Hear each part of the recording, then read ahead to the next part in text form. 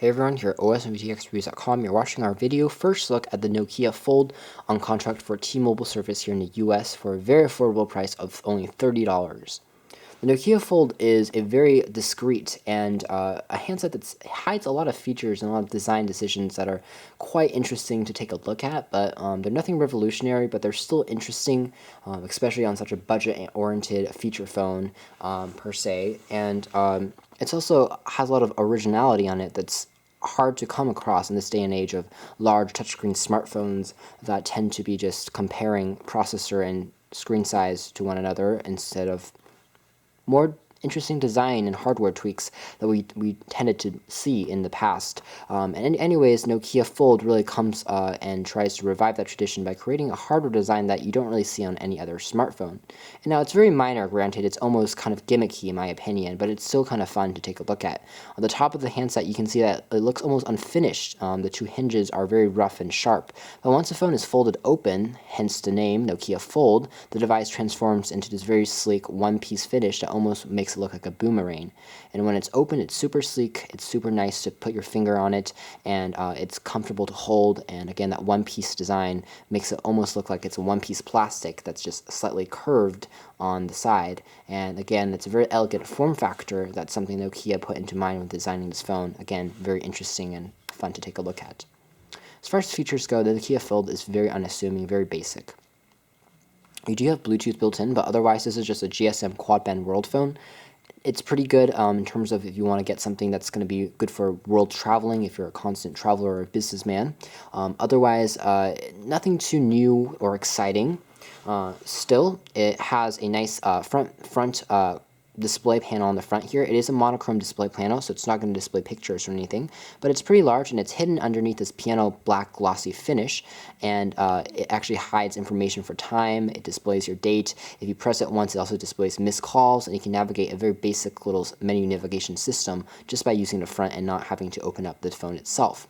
On the top of the display, we also have access to a loudspeaker, which is very good because it's clear for playing music, and as well as it has a great placement, so when we're holding it, it's not going to be disrupted. And you know, if we're listening to people or calling people, their voices are going to remain loud even when we're holding the phone, because it's not going to be covered up by our fingers in the back. The back of the phone has access to a VGA quality camera. The camera is very low quality, you know, it's in that caliber of VGA / 1.3 megapixel cameras. Nothing too assuming, no LED flash, no self-portrait mirror, nothing at all, just your camera. It's useful if you're, you know, taking quick snapshots of basic things that you want to remember but don't have your camera with you, and send it using Bluetooth or MMS or text message to friends and family, but it's definitely not worthy of keeping on a computer or anything like that. The construction of this phone is made entirely out of plastic, and a piano glossy plastic at that. This is a fingerprint magnet and a scratch magnet, which is something unfortunate because it makes the phone, you know, look quite a lot messier than it should have been. But still, it feels pretty good in the hand because it doesn't have a lot of moving parts on it. The left-hand side of the device is dominated by the headphone jack, which is protected by this little sock. This is a 2.5mm headphone jack, not a 3.5, so you'd actually have to use an adapter to listen to music on this handset. Unfortunate. Nothing on the bottom. On the right-hand side of the device, you have access to a charger slot, which is actually a semi-proprietary one. It still is kind of proprietary.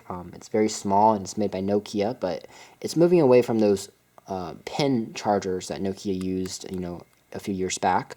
We also have a volume rocker on the side, which is a great feature to have. When we're calling people or listening to music, we can directly adjust the volume without having to use the menu buttons to do that.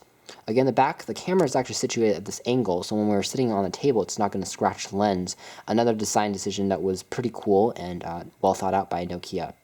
Now, one thing we didn't like was actually the hinge. Now, this is something that's interesting because it goes two ways. When the device is folded open, its originality and sleekness is something that's super cool. But when it's closed, it proposes a large issue because the hinge both looks unfinished and it's super sharp to your fingers. So when you're closing it and I'm, you know, holding it like this, if I accidentally press the top, I might even cut my fingers because it's so sharp along the edges. This is something that's not well thought out.